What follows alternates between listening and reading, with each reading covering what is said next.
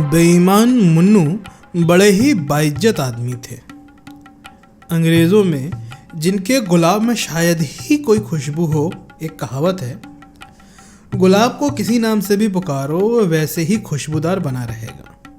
वैसे ही उन्हें किसी भी नाम से पुकारा जाए, बेईमान मुन्नू उसी तरह इत्मीनान से आटा चक्की चलाते थे, पैसा कमाते थे, बाइज्जत आदमी थे। वैसे बेईमान मुन्नू यह नाम उनका खुद का कमाया नहीं था, यह उन्हें विरासत में मिला था।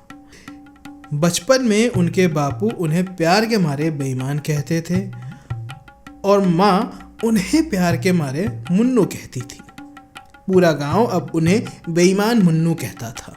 वे इस नाम को उसी सरलता से स्वीकार कर चुके थे जैसे हमने जेबी कृपलानी के लिए आचार्य जी, जेएल नेहरू के लिए पंडित जी या एमके गांधी के लिए महात्मा जी बतौर नाम स्वीकार कर लिया है। मास्टर मोतीराम बेईमान मुन्नू के भतीजे को थोड़ी देर तक देखते रहे। फिर उन्होंने सांस खींचकर कहा, जाने दो। उन्होंने खुली हुई किताब पर निगाह गाड़ दी। जब उन्होंने निगाह उठाई तो देखा लड़कों की निगाह उनकी ओर पहले से उठी हुई थी। उन्होंने कहा, क्या बात है? एक लड़का बोला, ये तो तय रहा कि आटा चक्की से महीने में 500 रुपये नहीं पैदा किए जा सकते। कौन कहता है? मास्टर साहब बोले, मैंने खुद आटा चक्की से 700 रुपये तक एक महीने में खींचा है, पर यह बेईमान मुन्नू की वजह से सब चौपट होता जा रहा है। बेईमान मुन्नू के भतीजे ने शालीनता से कहा, इसका अफसोस ही क्या मास्टर साहब, ये तो व्यापार है, कभी चित कभी पट। कंपटीशन में ऐसा होता है। अजी ईमानदार और बेईमान में क्या कंपटीशन? क्या बकते हो? मास्टर मोतीराम ने डपट कर कहा। तब तक कॉलेज का चपरासी उनके सामने एक नोटिस लेकर खड़ा हो गया। नोटिस पढ़ते पढ़ते उन्होंने कहा, जिसे देखो मुआयना करने चला आ रहा है, पढ़ाने वाला अकेला, मुआयना करने वाले 10-10। एक लड़के ने कहा, बड़ी खराब बात है। वे चौंक कर क्लास की ओर देखने लगे। बोले, यह कौन बोला? मैं मास्टर साहब, मैं पूछ रहा था अपेक्षिक घनत्व निकालने का क्या तरीका है? मास्टर मोतीराम ने कहा, अपेक्षिक घनत्व निकालने के लिए उस चीज का वजन और आयतन यानी वैक्यूम जानना चाहिए। उसके बाद अपेक्षित घनत्व निकालने का तरीका जानना चाहिए। जहाँ तक तरीके की बात है, हर चीज़ के 2 तरीके होते हैं, एक सही तरीका, एक गलत तरीका। सही तरीके का सही नतीजा निकलता है, गलत तरीके का गलत नतीजा निकलता है। इसे एक उदाहरण देकर समझाना ज़रूरी है। मान लो तुमने एक आटा चक्की लगाई।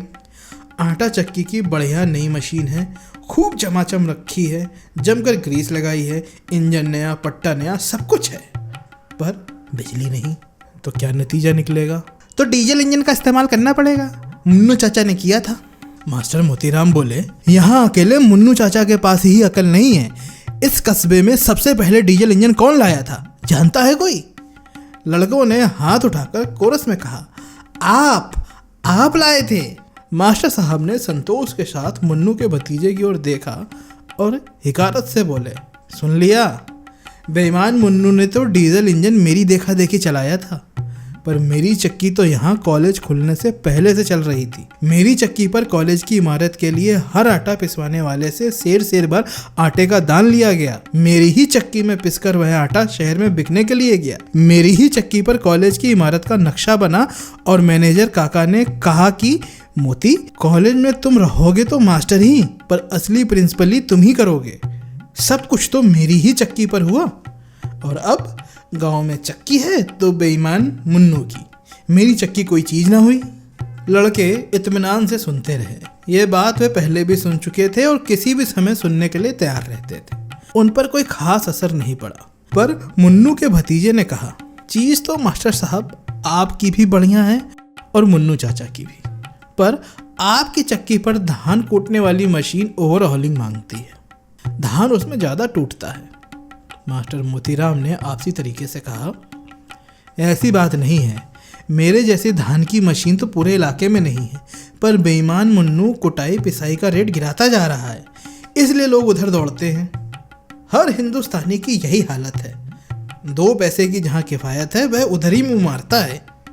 ये तो सभी जगह होता है, लड़के ने तर्क दिया। सभी जगह नहीं, हिंदुस्तान में होता है। हाँ, उन्होंने कुछ सोचकर कहा, तो रेट गिराकर अपना घाटा दूसरे लोगों को दूसरी तरह से ग्राहकों का आटा चुराकर पूरा कर लेता है। अब मास्टर मोतीराम जिस शख्स का नाम है वह सब कुछ कर सकता है, ये नहीं कर सकता। एक लड़के ने कहा, अपेक्षित घनत्व निकालने का तरीका क्या निकला? वे जल्दी से बोले, वही तो बता रहा था। उनकी निगाह खिड़की के पास सड़क पर ईंख की गाड़ियों से 3 फीट ऊपर जाकर उससे भी आगे क्षितिज पर अटक गई। कुछ साल पहले के चिरंतर भावाविष्ट पोज वाले कवियों की तरह वे कहते रहे, मशीन तो पूरे इलाके में वही थी, लोहे की थी पर शीशे जैसी झलक दिखाती थी। अचानक उन्होंने दरजे की ओर सीधे देखकर कहा, तुमने क्या पूछा था? लड़के ने अपना सवाल दोहराया, पर उसके पहले ही उसका ध्यान दूसरी ओर चला गया। लड़कों ने भी कान उठाकर सुना। बाहर ईख चुराने वाले और ईख बेचने वाले की गालियों के ऊपर, चपरासी के ऊपर पढ़ने वाली प्रिंसिपल की फटकार के ऊपर, म्यूजिक क्लास में होने वाली हारमोनियम की म्याऊ म्याऊ के ऊपर अचानक भक भक की आवाज आने लगी।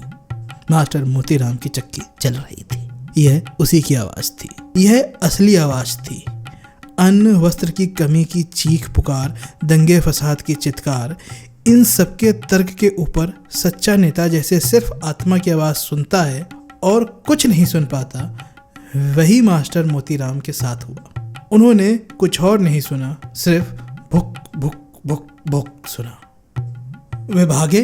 लड़कों ने कहा, क्या हुआ मास्टर साहब, अभी घंटा नहीं बजा? वे बोले, लगता है मशीन ठीक हो गई, देखें कैसी चलती है। वे दरवाजे तक गए, फिर अचानक वहीं से घूम पड़े।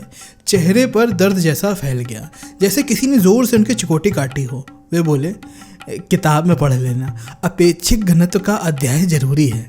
उन्होंने लार घूटी, रुक कर कहा, इम्पॉर्टेंट है। कहते ही उनका चेहरा फिर खिल गया। भक भक का कर्तव्य बाहर के जटिल कर्म क्षेत्र में उनका आवाहन कर रहा था। लड़कों और किताब का मोह उन्हें रोक न सका, वे चले गए।